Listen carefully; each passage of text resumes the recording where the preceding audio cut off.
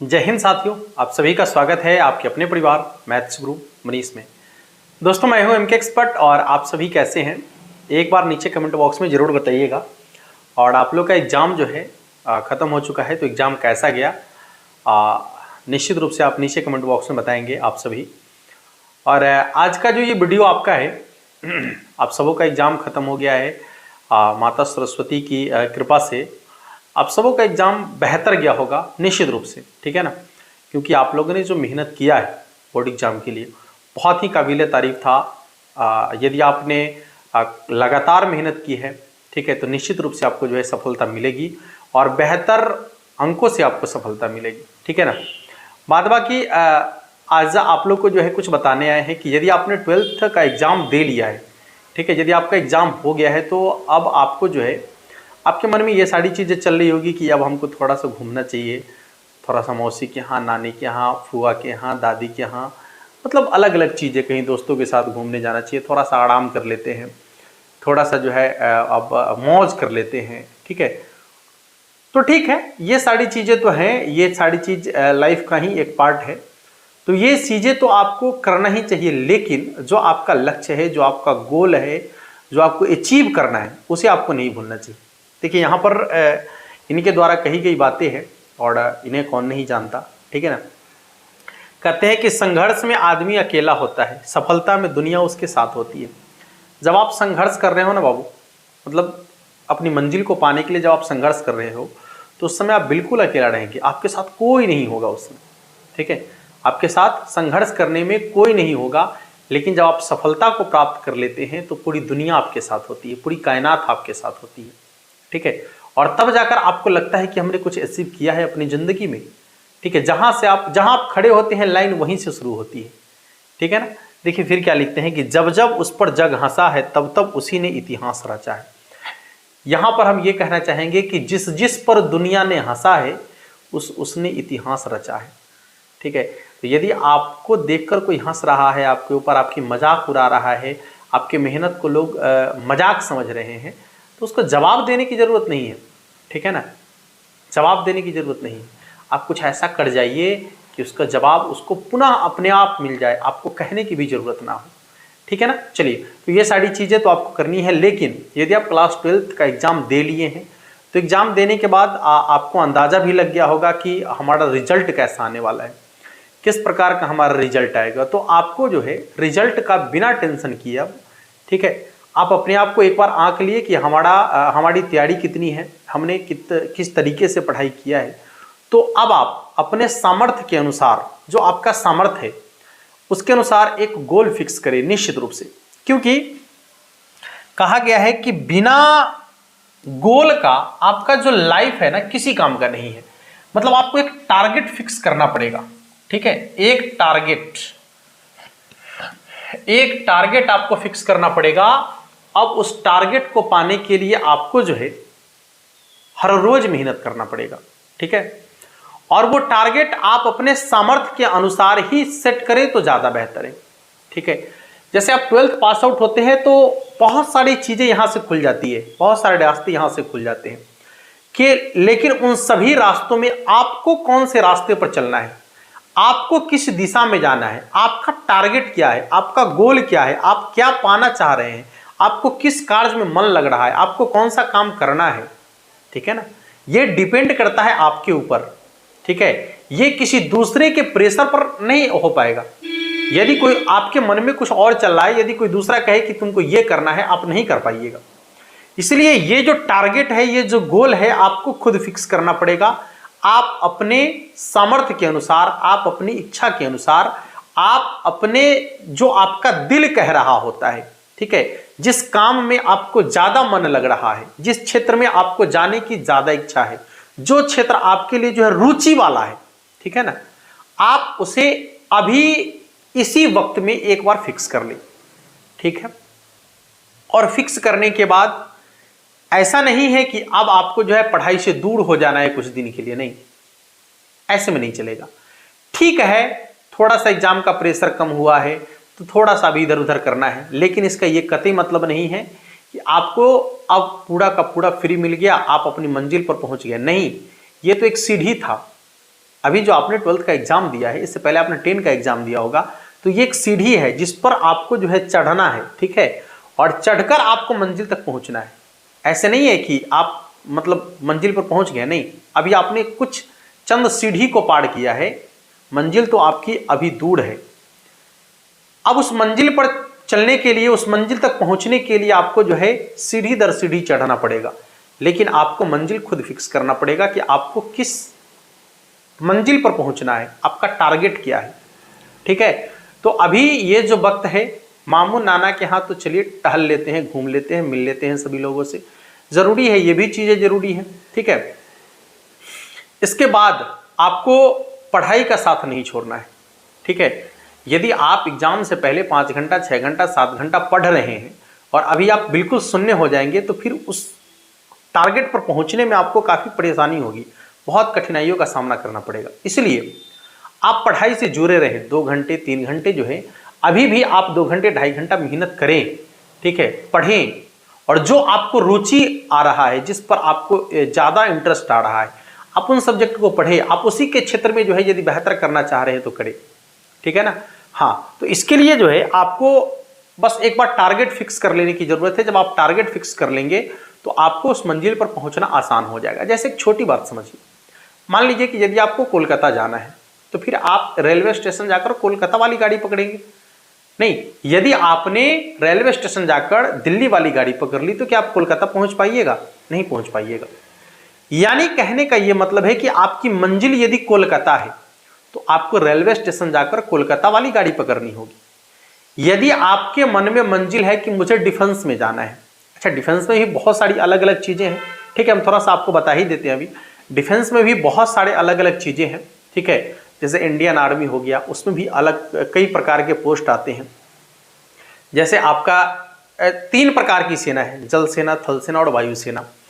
तो जब आप थल सेना की बात करते हैं तो उसमें आपका आता है Indian army, air force, Indian army. तो इसके अंदर बहुत सारे अलग अलग पोस्ट आते हैं, ठीक है ना, बहुत सारी अलग अलग वैकेंसी आती है इसके अंदर। तो 12th पास आउट होकर आप इस क्षेत्र में यदि जाना चाह रहे हैं, जैसे आप आर्मी में डिफेंस में जाना चाह रहे हैं, तो उसमें ये है आपका एयरफोर्स है, नेवी है, और फिर आपका ये आर्मी है, एनडीए वगैरह है। तो सुन लीजिएगा, तो आपको यदि मान लीजिए कि 12th पास आउट होकर यहाँ जाना है, ठीक है ना, तो ये बता दें कि यदि आप एयरफोर्स में जाना चाह रहे हैं, ठीक है, या फिर आप नेवी में जाना चाह रहे हैं,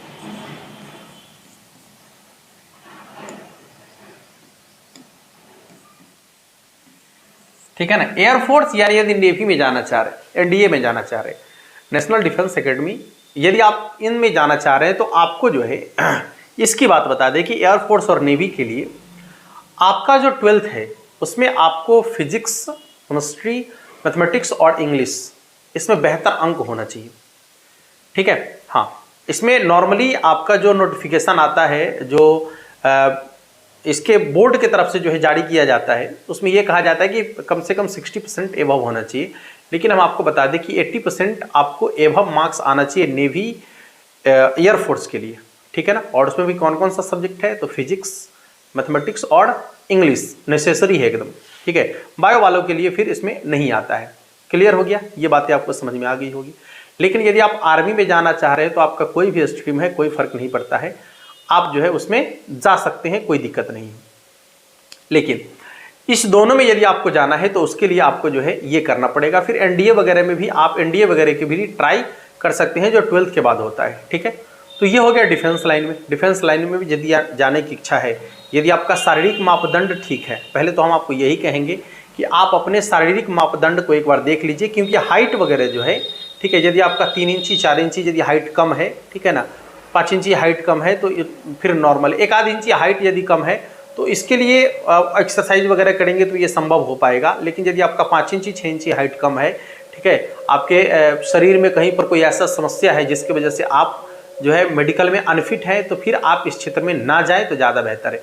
जैसे मान लीजिए किसी का हाथ टूटा हुआ है, पैर टूटा हुआ है, ठीक है ना, यदि कोई ऐसा शरीर है जैसे कान से बहरा है, आँख से यदि मतलब कम दिखता है, ठीक है ना, यदि ऐसी समस्या है आपके अंदर, कान का मतलब कान के चदरा वगैरह में कोई प्रॉब्लम है, यदि आप मेडिकली अनफिट है तो फिर आप इसके लिए एलिजिबल नहीं है, तो फिर इस क्षेत्र में आपको ट्राई भी नहीं करना चाहिए। यदि आपका हाइट छोटा है तो इस क्षेत्र में आपको ट्राई नहीं करना चाहिए। फिर आपके लिए बहुत सारी अलग अलग चीज़ें हैं, ठीक है ना, उसमें आपको ट्राई करना चाहिए। तो ये तो हो गया डिफेंस की चीज़ें। यदि आप सिविल सेवा में जाना चाह रहे हैं तो फिर एक बार ग्रेजुएट करना पड़ेगा आपको, ठीक है ना। और आपको ग्रेजुएट करने के लिए जो है आप अपने पसंद का विषय चुनें। ग्रेजुएट करना है, यदि आपको ग्रेजुएशन करनी है, ठीक है, तो आपको जो है अपने पसंद का विषय चयन करना चाहिए, जिस विषय में आपको बहुत ज़्यादा मन लग रहा है, अच्छा से मजा आ रहा है पढ़ने में, जिसकी आपकी तैयारी बेहतर है, आप जिसको बेहतर तरीके से तैयार कर सकते हैं, आप उस सब्जेक्ट को लेकर ग्रेजुएशन में आगे बढ़े। इसके बाद आप जो है सिविल सर्वेंट की तैयारी कर सकते हैं आसानी से, ठीक है, बेहतर तरीके से, कोई दिक्कत नहीं है।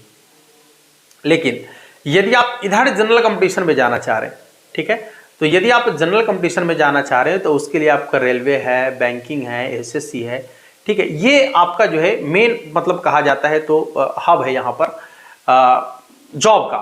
यदि सरकारी जॉब की बात करते हैं तो यदि आप इस क्षेत्र में जाना चाह रहे हैं तो यहाँ से आपको मैथमेटिक्स, रीजनिंग, जीके, जीएस वगैरह की तैयारी में लग जाना चाहिए। आप यहाँ से इसकी तैयारी शुरू कर दें अभी से, ठीक ना। हाँ, रेलवे वगैरह में जाना है या फिर आपको बैंकिंग में जाना है तो बैंकिंग का जो सिलेबस है उस पर आपको ध्यान देना चाहिए। यदि आपको एसएससी में जाना है तो एसएससी का जो सिलेबस है उस पर ध्यान देना चाहिए। यदि आपको रेलवे में जाना है तो रेलवे का जो सिलेबस है उस पर ध्यान देना चाहिए। तो ये तो हो गया इधर। यदि आप इंजीनियरिंग वगैरह में जाना चाह रहे हैं, इंजीनियरिंग में, तो फिर आपको जो है यहाँ से जो आपका पेपर है इंजीनियरिंग वाला, जैसे मान लीजिए कि आपको मैथमेटिक्स और फिजिक्स ज़्यादा मायने रखता है इसमें, तो आपको उस पेपर को लेकर आगे बढ़ना चाहिए, ठीक है। आप जाइए इंजीनियरिंग में, आप आगे अपना कैरियर बना सकते हैं। जिनको मेडिकल क्षेत्र में जाना है, ठीक है ना, तो उनको बायो वगैरह लेकर जो है बायो का कोई पार्ट बेहतर जो उनको लग रहा है, जो ज़्यादा पसंद है उनकी, तो उस पार्ट को लेकर जो है उन्हें आगे बढ़ना चाहिए मेडिकल के लिए। मेडिकल में जाएँ, अपना कैरियर को बनाएं।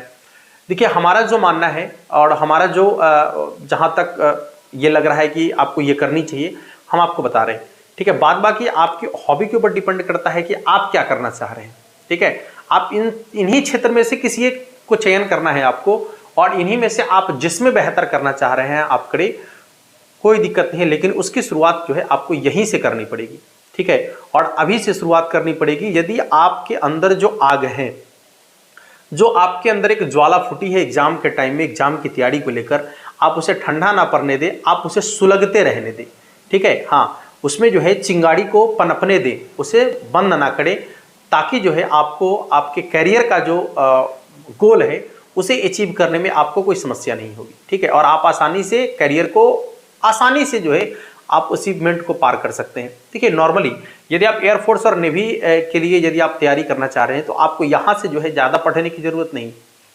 क्योंकि आपका जो एग्ज़ाम होता है एयरफोर्स और नेवी वाला, इसमें जो लेवल होता है एग्ज़ाम का वो 12th लेवल होता है। 12th वाला फिजिक्स का लेवल होता है 10th और 12th का।